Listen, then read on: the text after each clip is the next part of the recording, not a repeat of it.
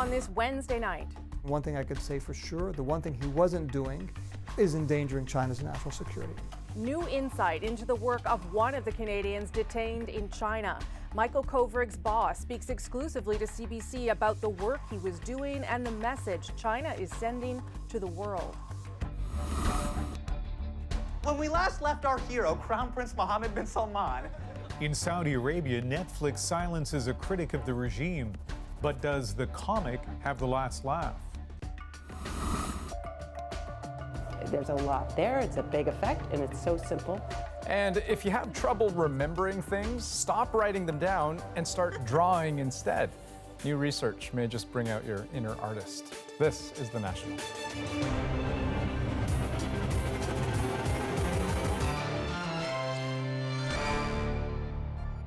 23 days and counting. That's how long China's spy agency has been holding Canadians Michael Kovrig and Michael Spavor in detention. The two men haven't been formally charged, haven't been given access to lawyers, and they're not even allowed to contact family or loved ones. Today, the employer of one of the men is speaking out exclusively to CBC News, telling Katie Simpson that China is making a major mistake. A new voice is publicly coming to Michael Kovrig's defense, demanding Chinese authorities release the Canadian man immediately. I'm focused on getting him out, and one thing I could say for sure, the one thing he wasn't doing is endangering China's national security. Robert Malley is Kovrig's boss at the International Crisis Group. In his first broadcast interview since the arrest, he is dismissing Chinese allegations against Kovrig while fiercely defending his work at the well-respected think tank. The latest project he was doing was on North Korea and looking at what could be done to prevent a war on the Korean Peninsula. Again, an objective that we assume China shares. Like all ICG employees, Malley says Kovrig was keeping Chinese authorities up to date on his research reports in an effort to avoid looking suspicious. The point is not to harm Chinese interests, but to see what China could do and what others could do to promote a more peaceful resolution of the North Korean crisis.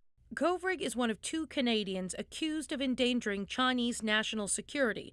He and entrepreneur Michael Spavor were detained separately in December in what is widely seen as retribution for Canada's arrest of Huawei CFO Meng Wanzhou. Since the arrests, Malley says business leaders have been asking him whether it's safe to travel to China. He's not offering any advice, but says China's actions send the wrong message to investors. You're going to chill people from coming, business people, academics, members of the think tank community, ordinary citizens who may think of going to China and who will think, if this could happen to someone like Michael, with all the connections he has, what does it mean for me? The only way to repair some of that damage, Malley says, is to release Kovrig now. I don't know that something like this ever completely disappears from people's memories, but it certainly would be a huge step forward. And for the sake of Michael. Katie joins us now from Ottawa. Katie, are there any updates on Michael Kovrig's condition right now? There's no fresh information about how Michael Kovrig or Michael Spavor are doing at this point. Malley confirmed Kovrig's had just the one consular visit so far, and right now he's only expected to get one consular visit per month for as long as he's being detained. Canada's ambassador to China, John McCallum, is pushing for more access to both men, and on Twitter, he said his top priority for 2019 is to secure their release. Okay, and despite these arrest detentions, I gather there's a group of parliamentarians actually going to China this week. That's right, Rosie. There will be 4 MPs and 2 senators heading to China on Saturday. It's a mix of Liberals and Conservatives as part of the Canada-China Legislative Association. The visit was planned long ago, well before Canada-China tensions flared, and it's still going ahead, even though we've seen other parliamentarians, including Tourism Minister Melanie Joly, postpone planned trips because of what's going on. At this point, it's unclear if the MPs or the senators will bring up the consular cases with the Chinese, but there is no doubt this dispute will most certainly overshadow the trip. Rosie. Okay, Katie Simpson in Ottawa tonight. Thanks, Katie. Thanks. And a development today in another diplomatic tussle, this one between Russia and the U.S. Moscow says it has given consular access to Paul Whelan, the American man born in Canada who was mysteriously arrested. We've made clear to the Russians our expectation that we will learn more about the charges, come to understand what it is he's been accused of, and if the detention is not appropriate, we will demand his immediate return. The former U.S. Marine Staff Sergeant was arrested in Moscow last Friday by the FSB on suspicion of carrying out an act of espionage. Today, the U.S. ambassador to Russia met with Whelan at the notorious Lefortovo prison and afterwards spoke to his family by phone. I don't think there's any chance that he was a spy. His twin brother in Toronto rejects any notion that he was gathering intelligence. He was visiting Moscow for a wedding for a friend and helping his friend because Paul had been to Russia before and could navigate Moscow and the sites. And so he was helping to squire some of the American tourists around who are part of the wedding party. Whelan was born in Ottawa, and Global Affairs Canada says today that consular officials are aware that a Canadian citizen has been arrested in Russia. He faces up to 20 years in prison if he's found guilty. Meanwhile, anticipation is building for the reopening of a special reunification program, a chance for immigrant families to bring parents and grandparents here to Canada. Ottawa has tried and failed to iron out the kinks before, now adopting a first-come, first-served process online. As Evan Dyer tells us, many hope that's an improvement. Uzma Jalal has been trying to bring her parents from Bangladesh since 2011. My entire application package was sent back to me. And the reason, which was stated by IRCC, is that they're putting a halt on accepting new applications because of the backlog.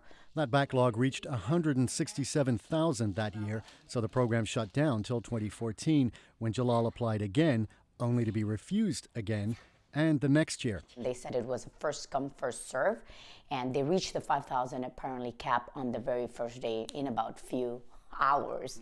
The same thing happened again in 2016, but that year, Immigration Minister Ahmed Hussein decided to change the system, which benefited those who could get their applications in fastest.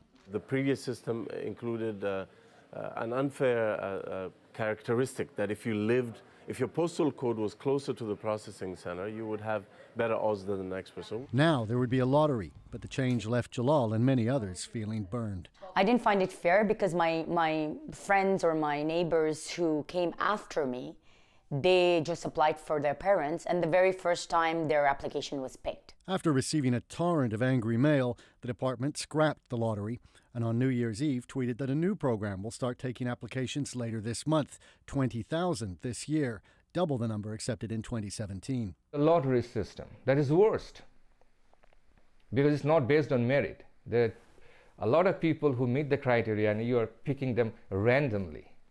Then you said, oh, that was wrong. So we are going back to a new system. It is not a new system. It's the old system you're introducing again.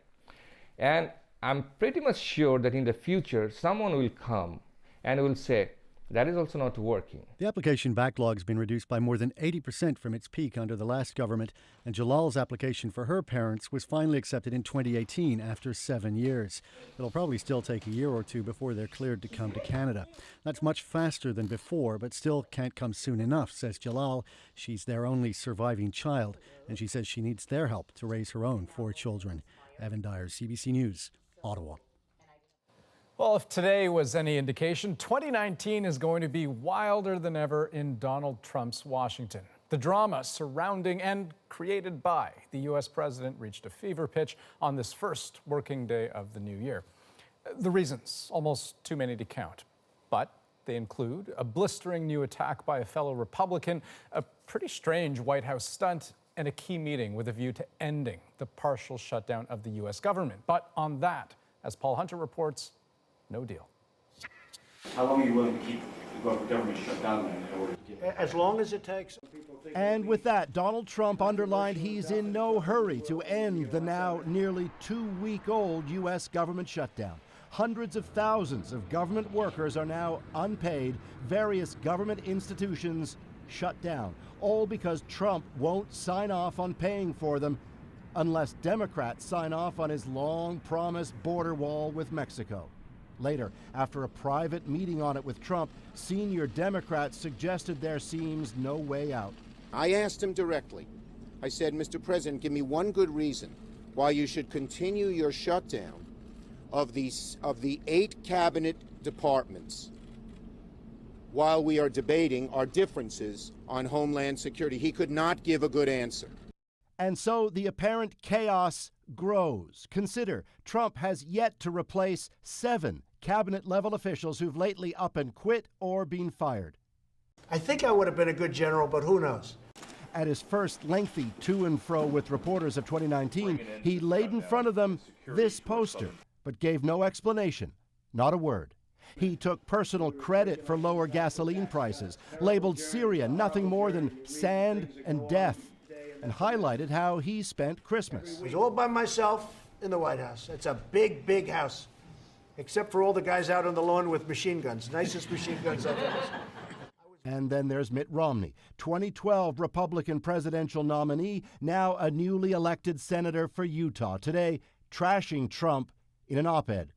Trump's conduct, he writes, is evidence that the president has not risen to the mantle of the office. Later suggesting he's by no means ready to back Trump for re-election. And I haven't decided who I'm going to endorse in 2020. I'm going to wait and see what the alternatives are. Even Democratic strategists seem taken aback by Romney's step. We are going through a very difficult time in the United States. We are very likely going to have a constitutional crisis in the next 12 months, the next 18 months. It is going to be a time for people to show profiles and courage. I hope that that's what Mitt Romney was doing. On top of that, tomorrow, Democrats officially take control of the House of Representatives. Think the first 2 years of this presidency have been complicated? For Trump, now comes the hard part. Paul Hunter, CBC News, Washington. Now, tomorrow, Paul will be covering the swearing in of the new Congress. And beyond familiar faces like Mitt Romney's, there are several newcomers to watch for. Take Sharice Davids, a fighter, literally. Davids is an ex-mixed martial arts competitor and attorney, and the incoming House Democrat also happens to be one of the first Indigenous women elected to Congress. Another Democrat to watch, Ilhan Omar. Even before her first day, she's convinced Democrats to overturn the ban on wearing headwear in Congress. She's a refugee, hailed as a trailblazer, also attacked by critics for her stance against Israel. Then, on the other side, there's Marsha Blackburn. She was a conservative firebrand in the House. This will be her first stint in the Senate. She could also become the first Republican woman to serve on the Senate Judiciary Committee. For a president dogged by investigations, that would make her a key ally. For some, Saudi Arabia's apparent murder of the journalist and political exile Jamal Khashoggi presented a challenge for countries and companies. Which does it value more, free speech and human rights, or good relations with a rich, powerful player in the Middle East? Now, the media giant Netflix is facing that dilemma. In Saudi Arabia, it pulled an episode of a series by the comedian Hassan Minhaj. And as Deanna Sumanak-Johnson explains, that decision has sparked outrage. Now, when we last left our hero, Crown Prince Mohammed bin Salman, the Saudis were struggling to explain the disappearance of journalist Jamal Khashoggi. Comedian Hassan Minhaj is no stranger to offending authorities. And it blows my mind that it took the killing of a Washington Post journalist for everyone to go, oh, I guess he's really not a reformer. Meanwhile, but in Saudi Arabia, saying something like this is more than risque. It's against the law. Saudi authorities demanded that Netflix pull the offending episode from its service, and the streaming giant complied, drawing the ire of human rights advocates and people on social media, some of whom threatened to cancel their Netflix accounts. For Karen Atiyah, who was Jamal Khashoggi's editor at the Washington Post, it's both personal and a matter of principle. I was really grateful, actually, for them giving attention to Jamal's case and on Saudi Arabia. For Netflix, in a lot of ways, I mean, the outrage is coming from the sense that not only, American businesses, but even our own president is basically caving to Saudi Arabia's demands. A statement from Netflix said, "We strongly support artistic freedom worldwide and removed this episode only in Saudi Arabia after we had received a valid legal demand from the government and to comply with local law." Involve human rights, it might involve. And this TV and streaming analyst thinks the outrage against Netflix is misplaced. They are, at the end of the day, running a business. The Middle East is going to be an important growth market for them, and they have to respect local culture. They can't take a stand against everything. Still, many wonder if this is an indicator of how Netflix and other streaming platforms will deal when other governments question their global content. In the meantime, the controversial episode is still available on YouTube, even in Saudi Arabia, prompting Hassan Minhaj to tweet, "Clearly, the best way to stop people from watching something is to ban it, make it trend online, and then leave it up on YouTube." Yemen was spiraling into civil war. The Houthi rebels... Minhaj also asked his followers to donate money to war-ravaged Yemen, another subject of his anti-Saudi routine. Deanna Sumanak-Johnson, CBC News, Toronto. You can find Netflix in nearly every country, but it's faced multiple challenges around censorship, including in some of the world's most important markets. इधर कुछ भी हो सकता है. Netflix has gone big in India, and there's been pushback against provocative shows like Sacred Games, which prompted politicians to launch lawsuits. In Indonesia, it was banned until it agreed to censor violent and racy content. As for the biggest untapped market of all, China, Netflix is shut out. How long can happiness realistically last, anyhow? The company recently said it had no plans to enter the country, citing the unpredictable regulation, but you can find some Netflix shows like Black Mirror and Mindhunter there, licensed to local distributors. We're watching several other developing stories live on The National tonight, including a disappointing evening for Team Canada at the World Juniors. Drops it back to Mitchell, in shoots, scores! Well, it looked good there when Canada scored the first goal early in the second period, but then it changed in the last 47 seconds of the third, Finland tying it up. Both teams headed into overtime, and Finland just moments ago scored again, so they will advance to the semifinal, and for the first time, Canada will not reach the podium at a World Juniors on home soil.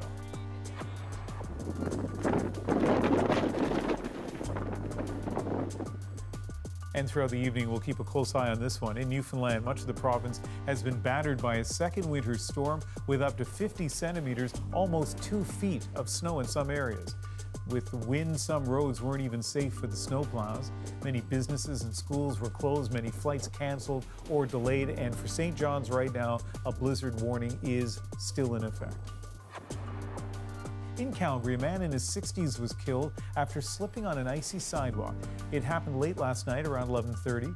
First responders found him on the ground. He had trauma to his head. He was taken to hospital but did not survive. The department head of emergency medicine in Calgary says the city sees more falls proportionally than other cities. The winter cycle of freezing and thawing in Calgary may be partly to blame. And still ahead on The National, a Toronto-based company using artificial intelligence to help you improve your conversation skills in another language. Plus, it was a deal that seemed too good to be true. First-class air tickets sold at a steep discount, but we'll check in with one of the lucky purchasers. None of them were us, so you may want to trade in those to-do lists for sketches, how drawing can actually improve your memory. I get carried away with the details, and it's a process that leads somewhere, whereas writing, you're just writing it down.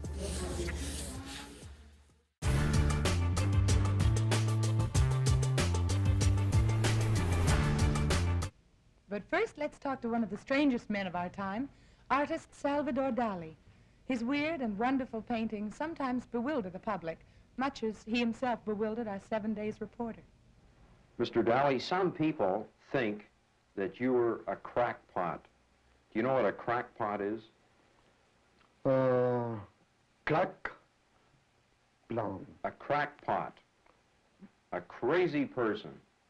Yes, but this is not absolutely exact, because tell many times Dali is almost crazy, but the only difference between one crazy people and Dali is not crazy, but almost. Some critics say, Mr. Dali, that you're not serious about art. It's true. Dali is never serious about anything because I am Spanish and my character is not serious but tragical.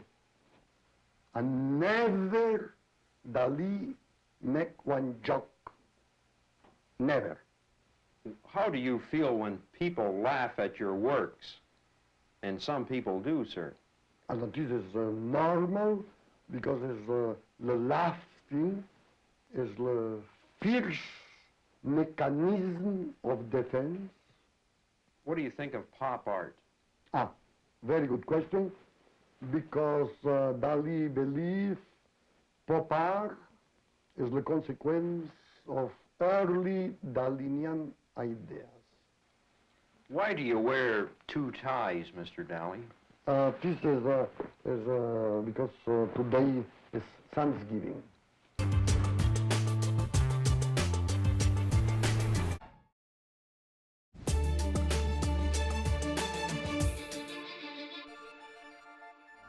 It's been said a picture is worth 1,000 words, and this might be more true than we actually realize, especially when it comes to our thinking and memory. There's a trick that science says works that will help you retain information better than some other techniques, no matter your age. Our health reporter, Christine Birac, explains how you can draw from your memory. We can all draw, maybe not as well as Diana Robson here. But when it comes to your memory, you might want to grab a pencil. I get carried away with the details, and it's a process that leads somewhere, whereas writing, you're just writing it down. She's right. A new study says drawing can light up parts of the brain that writing just doesn't. Using a series of short tests, researchers found drawing can help you remember new information significantly better than repeatedly writing it, picturing something in your mind, or even looking at images of it. When you're drawing, you're basically thinking about the way something looks, so that's going to use parts of the brain that are involved in visual processing. Okay, all right, so we're going to start the experiment now. All right, I'm ready. Okay. To better understand it, we did a short test, drawing versus writing. Random words appear, and you have 40 seconds to write it repeatedly or draw a picture of it. Clearly, I'm no artist. You drew this, and you also drew this. In the end, I'd recalled twice the number of words I drew over the written ones. I can see how there's a real difference in the way I'm processing that information, for sure. Yeah, absolutely. The drawing effect also worked equally as well for participants over the age of 65, and early results show drawing can also help dementia patients retain new information. What we think is that drawing involves a lot of this visual, perceptual processing, so it's recruiting these posterior regions here.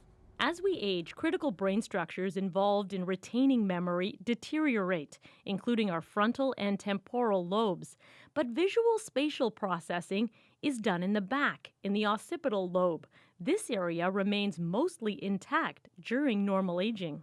Even if their drawings were, virtually incomprehensible, they're still showing this effect. This neuropsychologist now wants to figure out how to use this information, whether it's a grocery or to-do list. There's a lot there, it's a big effect, and it's so simple. We will figure out how to apply it. Robson helps seniors get creative and says this year she might change the way she pens her New Year's resolutions. I might try making images for those resolutions. Yeah, I'll do that. Christine Birac, CBC News, Toronto. Well, a recent memory here, an update on a story we brought you just a few weeks ago. Hundreds of call center employees in Nova Scotia all abruptly let go just before the holidays. They were back on the phones today. We are 100% committed in making this way better than it has been before. So I appreciate all of your patience for that. A promising pep talk welcomed by hundreds of Cape Bretoners who were blindsided back in December. 3 weeks before Christmas, Servicom, a call center company, shut down. 600 jobs apparently gone. It's disgusting because you know what? When you come to a place and you have your faith in somebody, whatever, and they turn around and tell you that the place is closing and you no longer have work, how are you supposed to take care of your family? No Christmas now. I'm owed over $1,500. I'm not going to get 500 people are going to apply for EI at the same time. Who's going to get it before Christmas? No one knows any of this. Then, days before Christmas, a U.S. businessman swooped in, buying the call center for $1.5 million at auction. His plan wasn't just to keep all the former employees, but get them started again as soon as possible. Today, 250 workers returned, with more expected in the next few weeks. And right now, there's a muted sense of relief. Yeah, it was definitely a roller coaster of emotions. More so happy and just excited to get back and do good at what I'm doing. And though the building still has Servacom's name on it, it is now the Sydney Call Center, supporting U.S. Telecom, AT&T, and GM's OnStar service. Still to come on The National, he won the hearts of viewers as the accident-prone stuntman, Super Dave.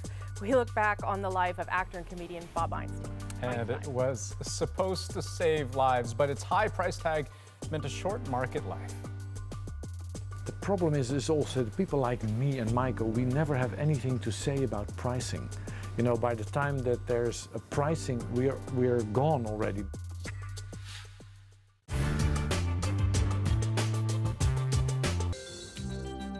Strange thing, a car show. Basically, you pay $8 to look at expensive machines that big companies are trying to sell you. Some of these have already been in showrooms for months. Others are still to come.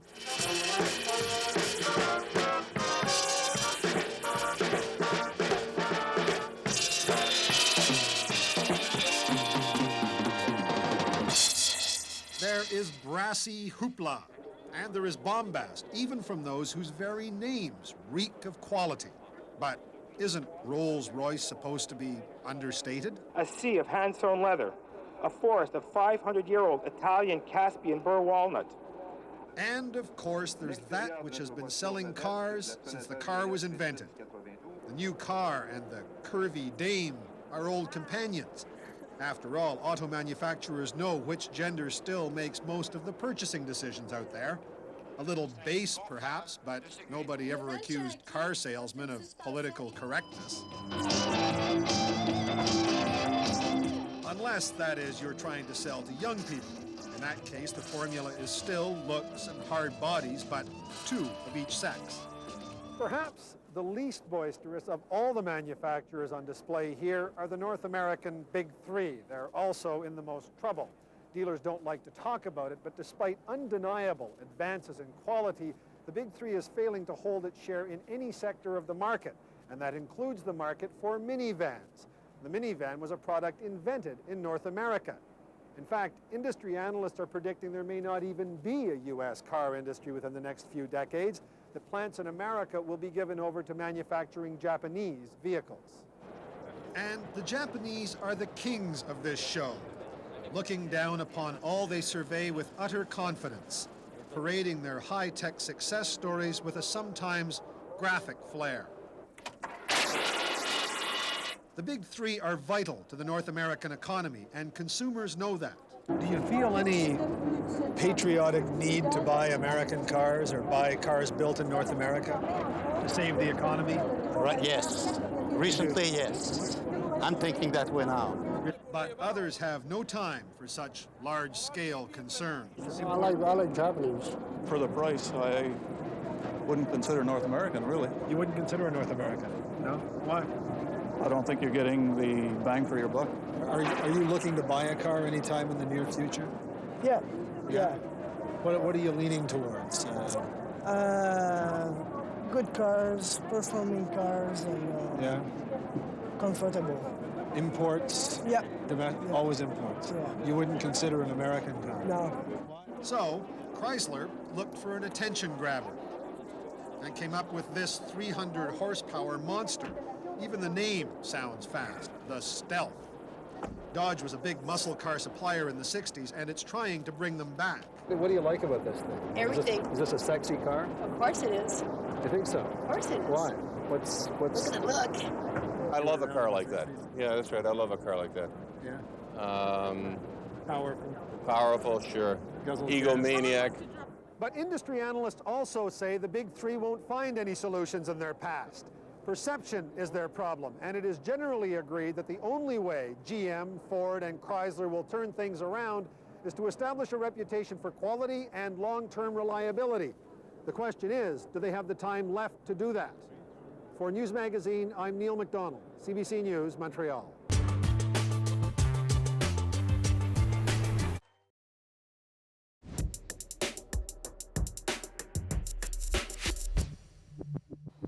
Welcome back. Tonight, we are giving you another look at a story we brought you last year. It takes you behind the scenes of a Canadian medical breakthrough, though it doesn't have a happy ending.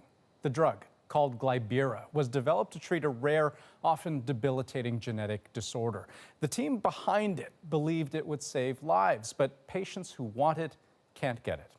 Here's Kelly Crow once again on the million-dollar medicine that just couldn't make it to market. These are some of the last remaining vials of what was a life-changing drug, a made-in-Canada medical breakthrough called Glybera. It was the world's first gene therapy, the first drug on the market that could fix a faulty gene. It offered new hope for people who suffer from a rare and potentially deadly genetic disorder. It was a turning point in my life. Cynthia Turcotte was born with a genetic mutation called lipoprotein lipase deficiency, or LPLD. Her blood becomes thick with fat particles, triggering painful and dangerous attacks of pancreatitis. There was no treatment before Glybera, but after just 2 years on the market, Glybera is gone. How did you feel about that? Disappointed, of course. I would like to have seen this go all the way and seen this bring benefit to patients everywhere in the world. But it didn't. This is the story of an unsung Canadian scientific achievement, a world first, ultimately defeated by the harsh realities of the pharmaceutical industry.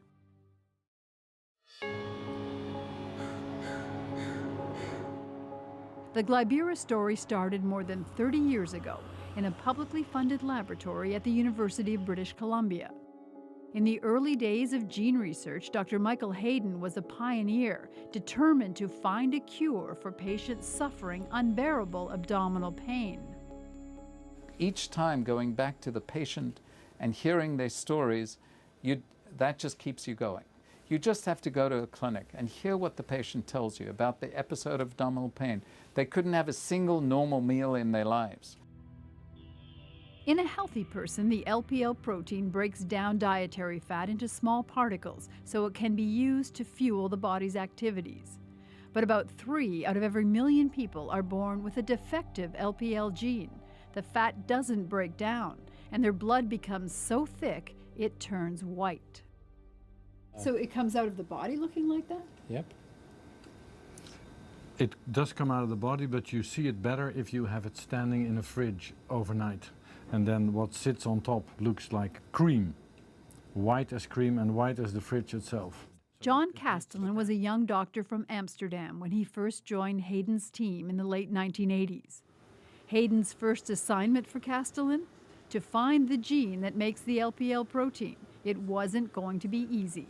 At the time, the techniques for then finding the gene that belongs to the protein were in its infancy. It took 2 years, but they found it, using the DNA of a patient who had a severe mutation. We found, indeed, in a gene, a big fault, actually a hole. There was a whole hole in the gene. This was a very happy and special day, yeah. And we knew we had something. A good day. Their eureka moment was captured in this photograph. Everybody was really thrilled. We knew we had it at that moment. Now that they'd found the defective gene, could they fix it? I have to give all the credit to Michael. He started to think about gene therapy. We know they've got a defective gene. The one way to treat this would be to replace the gene. I mean, it was a fairly simple concept. But the problem is, how do you deliver that gene and how do you get it into the blood? They decided to use a harmless virus, specially designed to deliver the new gene into the body. The first tests were in mice. The stunning results made the cover of this medical journal, showing how day by day, the white, fat-laden blood turned red. That was an amazing moment, and you just saw it. When you withdrew blood, and the first, it's like milk. And then you take it a week later, it's lighter. You take it a week later, it's lighter. You take it 8 weeks later, and it's completely clear. We've got it. You knew you had it then. Then, through sheer luck, the UBC team found the same genetic mutation in a colony of cats from New Zealand. When the drug cured the cats, It was time to test it on humans. But that takes lots of money. It's called the Valley of Death, that moment when a scientific discovery makes the treacherous journey from the lab to the marketplace. That's when the investors, the business experts, and the marketing specialists step in to pay for clinical trials, manufacturing, and licensing costs. It's the only way a scientific discovery ever gets to patients, because universities don't make drugs.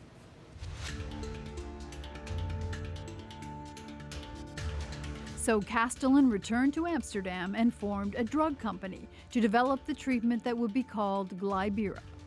So we took over all the science, the mice science, the cat science, the virus science. Back in Vancouver, Hayden's team continued to provide lab support for the Dutch company, and in Holland, the first clinical trials were an immediate success. Within an hour, all the patients could walk, and they never had any side effects at all from the therapy. But to get government approval, they needed more human trials. So they returned to the one place in the world with the highest prevalence of the disease, and that's here in Canada, along Quebec's Saguenay River. At a special lipid clinic in Chicoutimi, doctors began testing Glybera on LPLD patients who live in the area, where a gene mutation from a single ancestor has been passed down through the generations. Cynthia Turcotte's parents both carried the mutation, but they didn't know it until their infant daughter almost died. I was 8 months old and I had some pain and I was vomiting and my mother was very panicking. We saw that in the blood sample there was some part was white, like cream, and was like, oh, and they panicked. They said to my mother I had 24 hours to live. The doctors saved her life by starving her until her fat levels dropped. But she was told she could never eat chocolate or ice cream or hot dogs or milk, and forget about beer or wine and a normal social life. The worst part was when she was told she could never have children. I was in shock. I was grieving.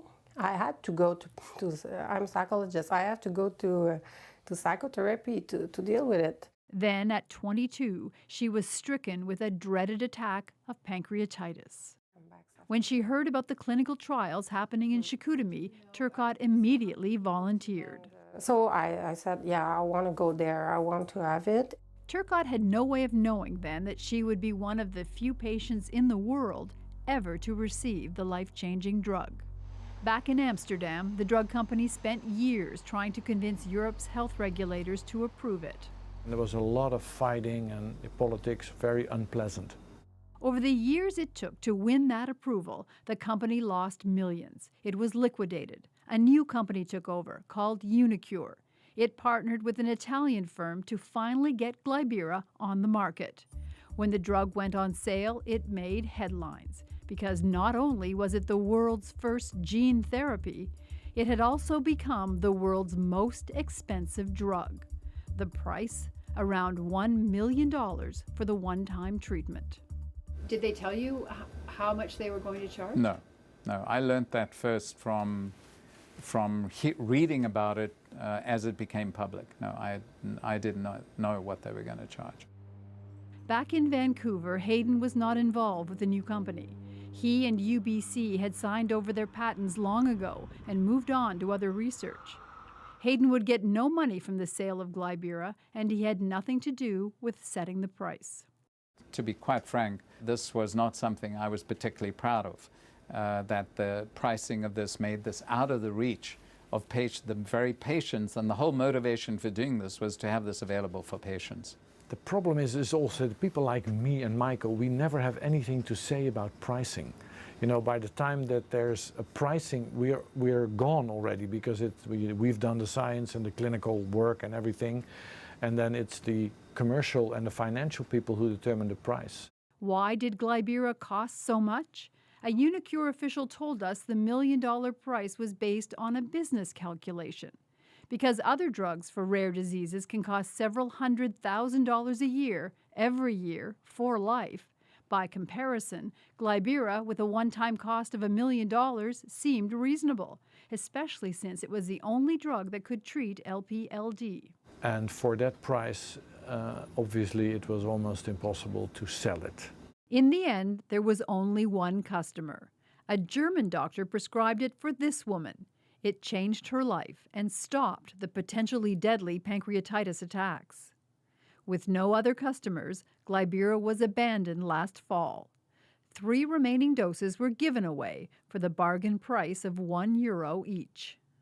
Added up, the drug was given to only 31 people in the entire world, most treated free in the clinical trials. Cynthia Turcotte is thrilled to be one of them. Because of Glybera, she was able to have 2 healthy children. Unicure officials told us there are no plans to revive Glybera or to apply for license in the U.S. or Canada. I have a hard time understanding why you're not angry that this drug that you developed didn't get used. I think I was angry at the time, but because this has taken so long, it kind of wears you out in a way. For the scientists, the discovery of Glybera is still a career highlight, an historic Canadian achievement that beat the odds. It did work, absolutely, yeah. So the patients that got it are still very happy. But in the harsh reality of the drug business, that's not enough. Kelly Crow, CBC News, Toronto. Then up next on The National, we meet a group of researchers using AI to help users learn a new language, one conversation at a time. It's still very far from a human, but we can have I think we can have a really engaging conversation between the application and the learner. And tomorrow night on The National, the At Issue Gang kicks off 2019 with a look at some of the big political questions for the year ahead, but with a twist. Here's a preview. My question for the At Issue panel. This is my question for the At Issue panel. My question for the At Issue panel is. My question for the At Issue panel. My question for the At Issue panel is. My question for the At Issue panel is. My question for the At Issue panel is. My question for the At Issue panel is. That's right, we're putting your questions to our panelists, and you all had a whole lot on your mind, from surprise ballot box issues to new political parties and threats to Canadian unity. Andrew, Chantal, Paul, and Althea are back for my favorite night of the week. You don't want to miss it. That's tomorrow on The National.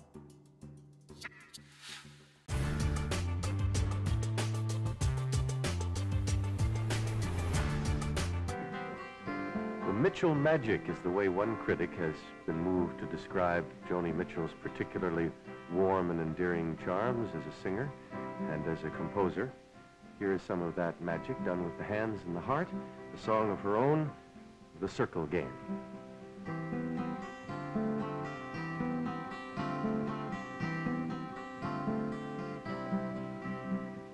Yesterday, a child came out to wander,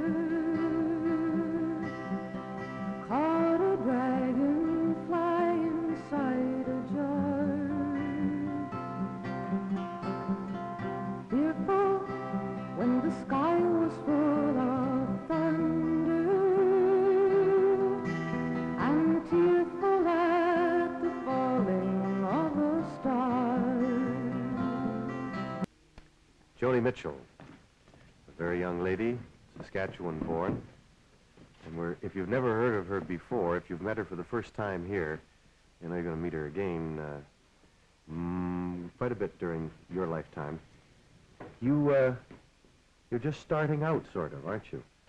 Actually, I've been singing professionally now for 2 years, but I consider that I've only started within the last year, because I've only felt that I've begun to have my own way to go, my own songs and my own guitar style, and I'm starting to get my own vocal styling now.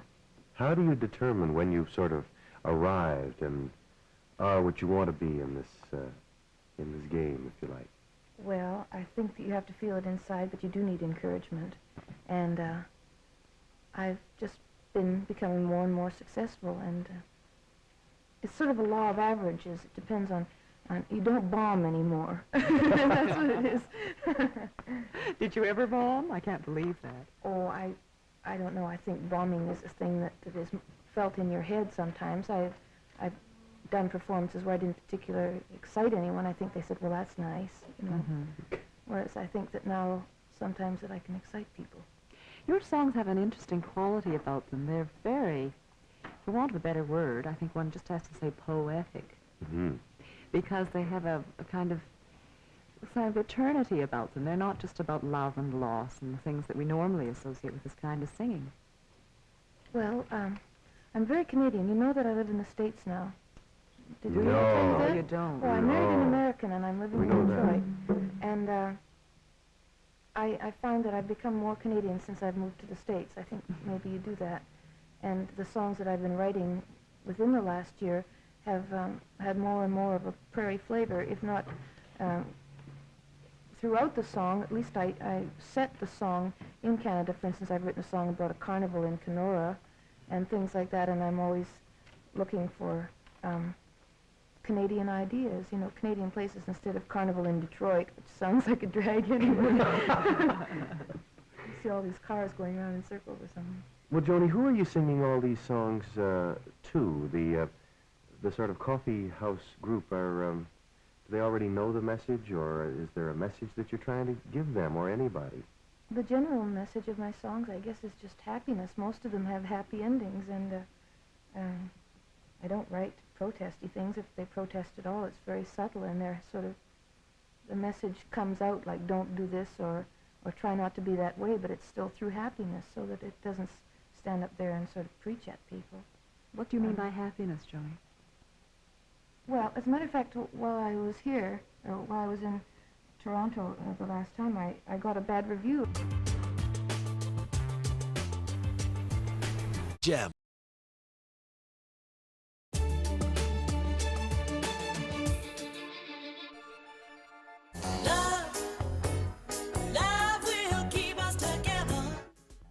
We are live on The National and following a reaction this evening to the death of Daryl Dragon, better known as the captain of the 70s pop duo Captain and Tennille. He died of kidney failure early this morning at an Arizona hospice.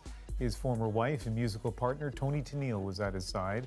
Dragon was 76. 6 people are dead and more than a dozen others are hurt following a train accident in Denmark. That happened early this morning on a bridge linking the country's 2 main islands.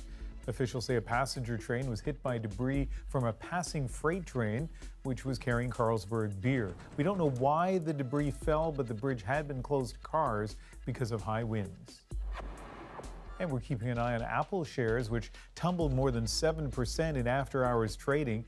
That followed an announcement by the company saying it expected sales to drop.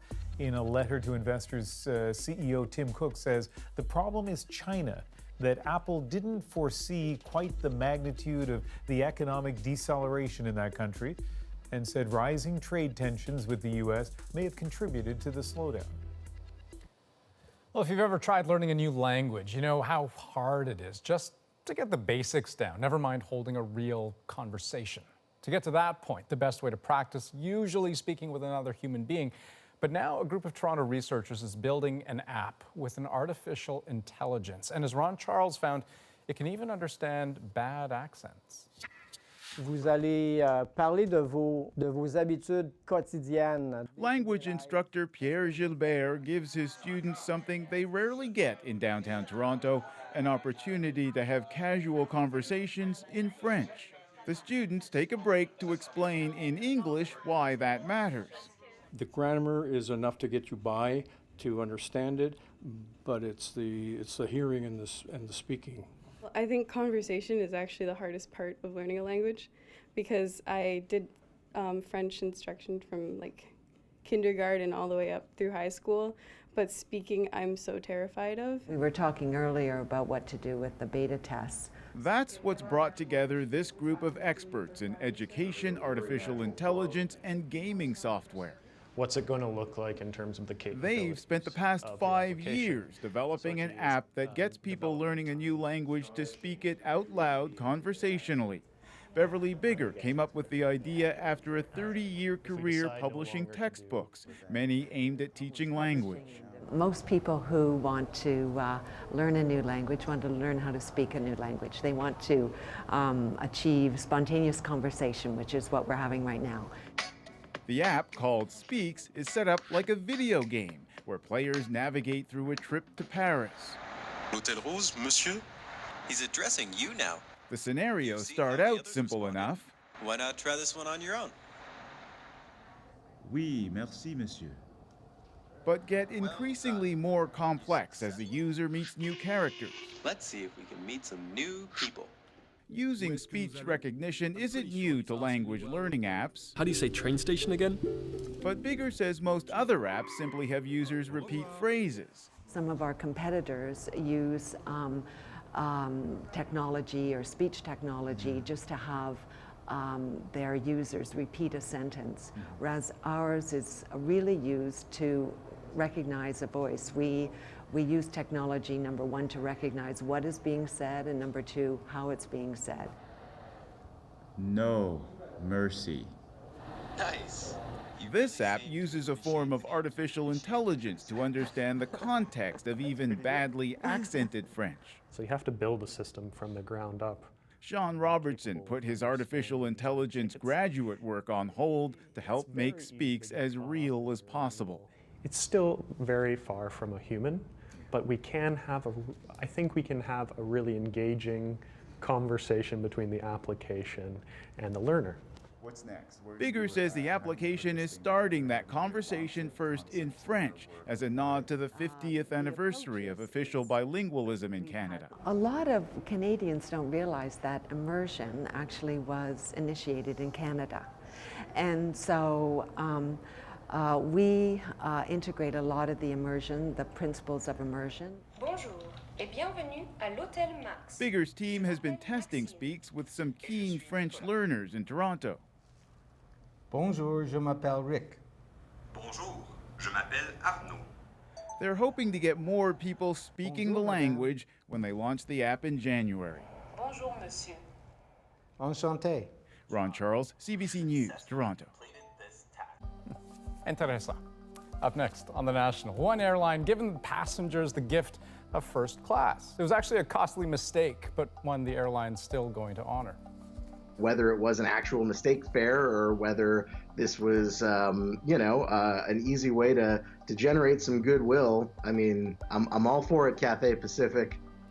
So what's it like to score one of the more expensive plane tickets out there at the price of economy? Find out in our moment. But first, writer, comedian, and actor Bob Einstein has died. That's Bob Einstein, also Officer Judy. Einstein got his start alongside the likes of Steve Martin in the writing room of the groundbreaking Smothers Brothers comedy series, where he won the first of his 2 Emmys. But it was his invention of Super Dave Osborne, the ultra-confident, deadpan, disaster-prone stuntman, that catapulted him to fame. You know, I've been a stuntman all my life, and even though I take every precaution necessary, the thing that protects me most is my incredible sense of what's going on around me. To me, the joke was never the hit, even though that's that isn't what I was looking for. I was looking for the absurdity in the whole thing. The Osborne character was a regular on the Canadian sketch show Bizarre. I spent 12 years here, and I would have been proud to be a Canadian. More recently, he was known for his work as Marty Funkhauser on Curb Your Enthusiasm. I'm sorry! Who's this?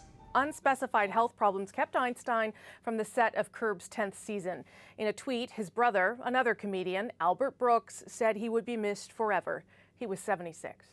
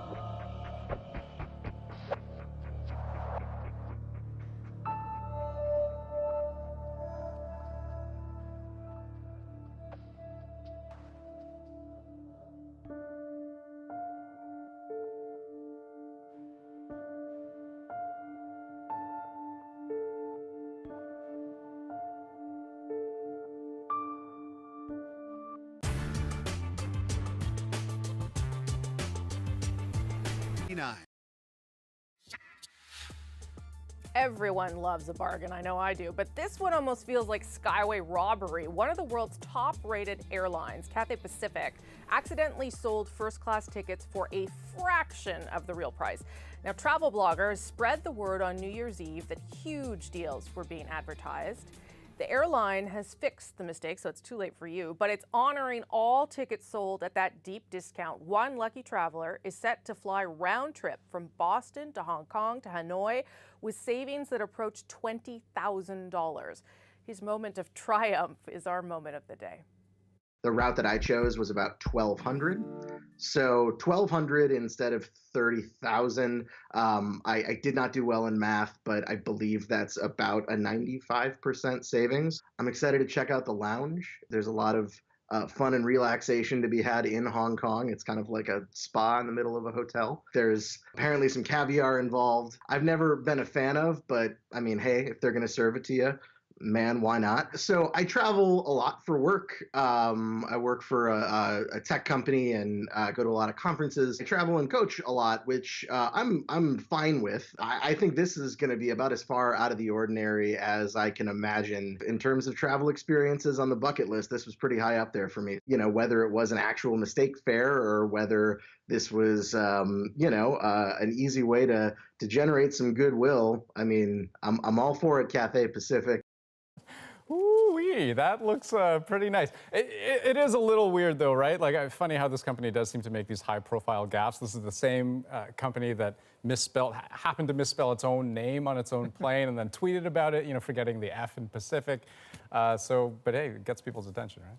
Yeah, and I was going to mention all the food, but he mentioned all of it. And I'm just going to say, once you travel that way, how do you go back then? How would you go back to coach? I wouldn't be able to do it. And let me ward off the cynical tweets that people may be in the process of writing. We don't fly business class, so we are as delighted as everybody else with this story. But I'm here until 2 a.m. Eastern, 11 p.m. Pacific. I will be looking through some ads to see if there are any mistaken fares tonight. I'll be Okay, can you let me know if you find anything? Absolutely. We'll be up. That is the National for January 2nd. Good night. Good night. Night.